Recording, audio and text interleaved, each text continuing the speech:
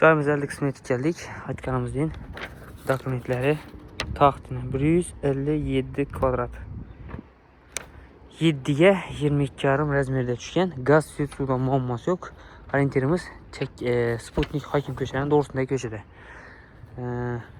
Turar yer onu satıladı. Bir de fundamenta mesele tuttu. Kalsanızda devam edeceğiz. Kalmasanızda ilk başka tasarlansızlarım oladı. Köşemiz.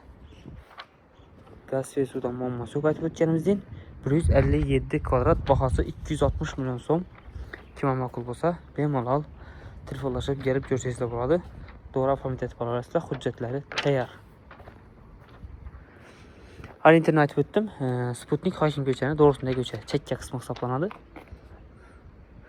Gaz ve sudan muamması yok. Telefon nömrəni aytib o'tamiz. 99 946 76 66.